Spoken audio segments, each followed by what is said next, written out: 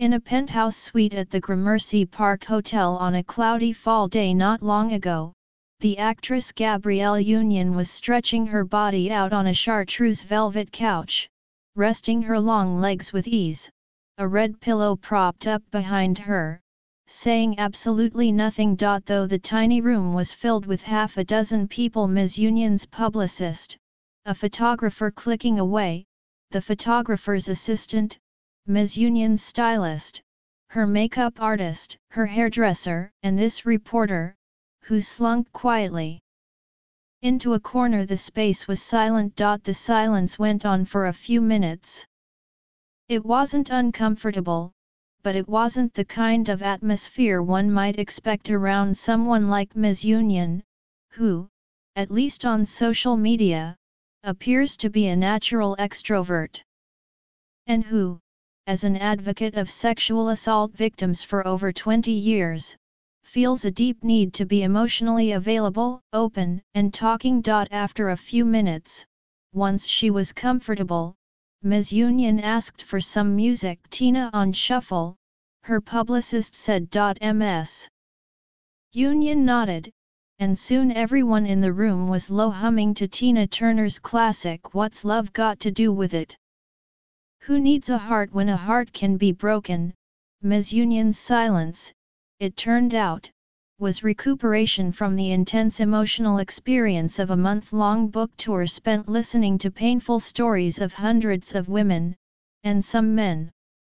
For many showing up to buy her recently published memoir, "We're Going to Need More Wine," the area around her served as a sort of pop-up safe space to express their pain. Some of her readers, she said, have experienced the most horrific abuses imaginable.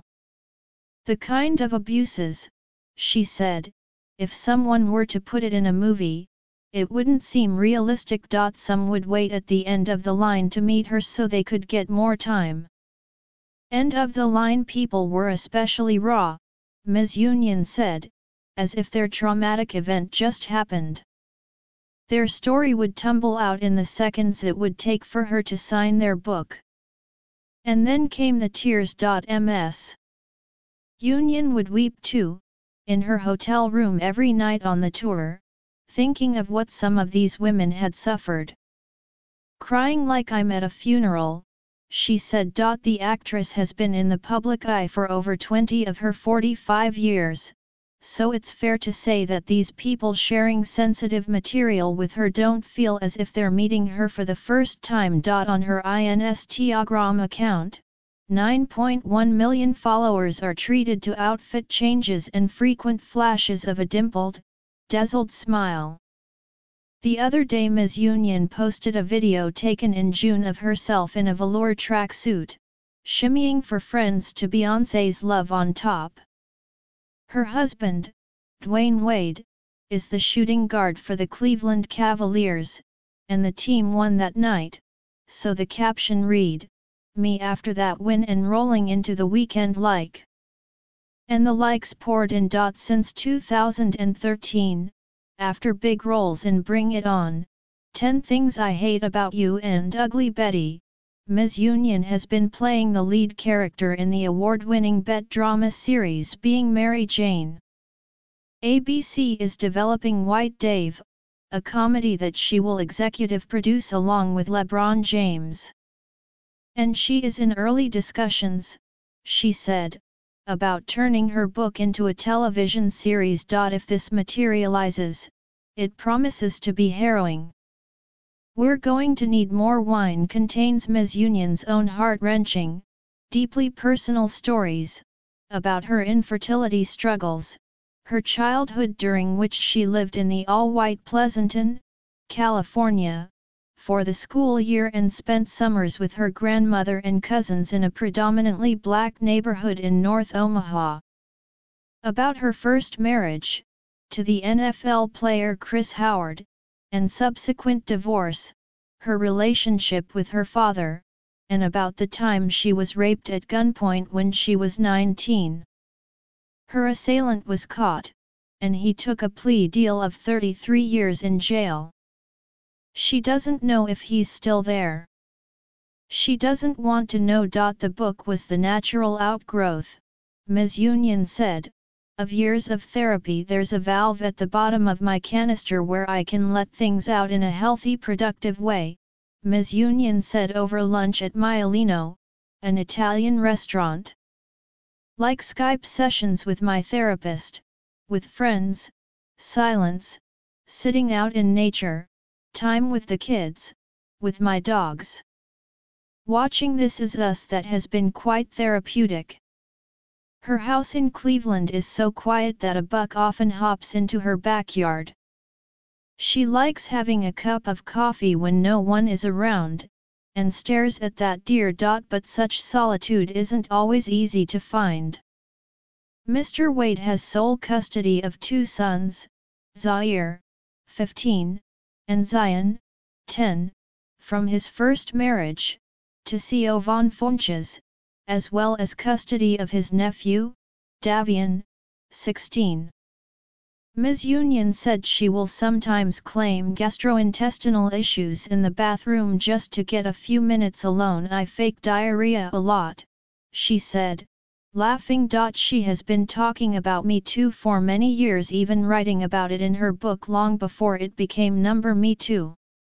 On October 17, the day the book was released, about 2 weeks after the Harvey Weinstein story broke, Ms. Union told Robin Roberts during a segment on Good Morning America that she has been repeating her sexual assault story with the goal of never having to hear Me Too again. When she first saw Me Too trending, her arm went numb, she told Ms. Roberts. Post-traumatic stress syndrome from the rape, Ms. Union said on the air, visibly shaken, her mouth quivering. All of the hugging and the touching on the book tour, as rewarding as it's been, can be difficult for her as a trauma survivor, she said at lunch. We're going to need more wine, she writes. No one understands how much female celebrities are physically touched and grabbed and shoved and fondled. She needs to sit facing out in restaurants such as this one, for instance, because she cannot enjoy her meal with her back to the door. Robin Lee, an actress and the author of The Idea of You, who has been a friend since the early 2000s, said she understood Ms. Union's motivation for writing and that her candor is not new. Black women are not a monolith, and we all have very different experiences, Ms. Lee said. So I think it was important for her to show that she had all of these different facets of her life. According to HarperCollins, Ms. Union's publisher, her book is now in its 4th print run and has over 100,000 copies in print. It spent 3 weeks on the New York Times nonfiction bestseller list. But she has felt that navigating the book world as a Black woman is not a simple task. One 2015 study of 40 publishers and review journals found that nearly 80% of those who worked in publishing were white. Ms. Union said that in her tour, only certain airports displayed the book, and that she had heard from readers that they had asked for it in certain cities, only to find it was still in stacks on the floor or in carts in the back. So I started asking people to tell me what stores this was happening in. You don't want to alienate booksellers, Ms. Union said, but where's my book? One store, she said, began promoting her book only after the store was deluged by a Facebook campaign. Kima Jones, the founder of Jack Jones Literary Arts, a publicity company, and who mostly represents Black authors including the Pulitzer Prize winner Tyhim Bajes and the PEN America Prize winner Ryan Amilcar Scott, was not surprised that Ms. Union, who is not her client, felt we're going to need more wine received inadequate support. It doesn't make sense in a way, Ms. Jones said in a phone call, but it does make sense to me because that's the way a lot of books by Black people, celebrity or not, are treated. Ms. Jones wondered if the glamorous aspects of Ms. Union's life might lead sellers to underestimate the gravitas of "we're going to need more wine." That in and of itself is a tragedy, considering that her book, I hate to use the word timely, because this is something that should have been part of the cultural conversation for a long time, but it is very ripe and very timely, Ms. Jones said. There's actually no reason we shouldn't be talking about Gabrielle Union's book beside Roxana Gay's work or Leslie Jamieson or Maggie Nelson's work or any of the other women who are talking as critics of popular culture. Ms. Union thinks she didn't visit enough cities or enough stores. She'd like to do a second leg of the book tour. And maybe there will be one, especially given how invested she is in the public discussion around sexual assault. A lot of times her tour stops felt like a revival, she said. She asserted strongly that women of color haven't been heard as enthusiastically. I think the floodgates have opened for white women, she said.